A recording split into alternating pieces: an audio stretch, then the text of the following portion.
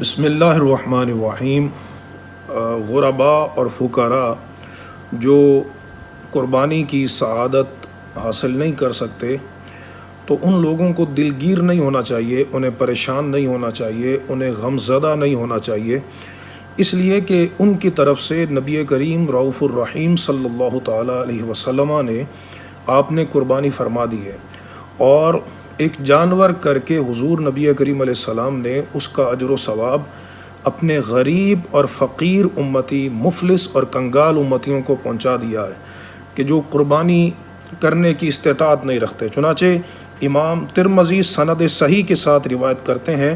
حضرت جابر بن عبداللہ رضی اللہ تعالیٰ عنہما سے روایت ہے اور حدیث نمبر 1599 ہے۔ فرماتے ہیں کہ شہدت مع النبی صلی اللہ علیہ وسلم الاضحیٰ بالمصلی، میں نے نبی کریم علیہ السلام کے ساتھ عید الاضحیٰ کی نماز وہ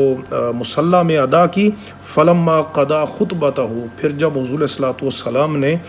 اپنا خطبہ ادا فرما لیا تو سرکار ممبر سے نیچے اترے، آپ کی بارگاہ میں ایک مینڈا لایا گیا اور نبی کریم علیہ السلام نے وہ مینڈا اپنے دست مبارک سے ذبح کیا۔ اس سے معلوم ہوا کہ اگر کوئی تجربہ کار ہو تو اس کو اپنے ہاتھوں سے قربانی کا جانور جو ہے وہ کرنا چاہیے، اور سرکار علیہ السلام نے یہ پڑھا، بسم اللہ واللہ اکبر ھذا عنی وعمن لم یضح من امتی، اللہ کے نام سے میں اس کو ذبح کرتا ہوں اور اللہ سب سے بڑا ہے، یہ میری طرف سے ہے اور ان لوگوں کی طرف سے ہے کہ جو میری امت میں قربانی کرنے کی استطاعت نہیں رکھتے۔ تو غریبوں کو پریشان نہیں ہونا چاہیے، بلکہ میں نے چند علماء کی یہ بات پڑھی ہے کہ جو امراء ہیں، متمول ہیں، ان کی قربانی کی قبولیت مشکوک ہے، ہو سکتا ہے کہ ان کی قربانی میں ریاکاری آ جائے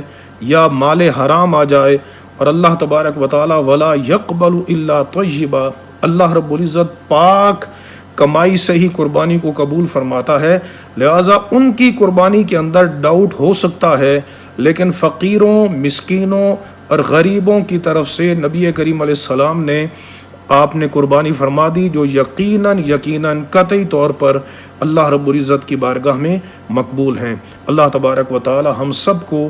مقبول قربانیاں کرنے کی توفیق عطا فرمائے۔ وآخر دعوانا ان الحمد للہ رب العالمین۔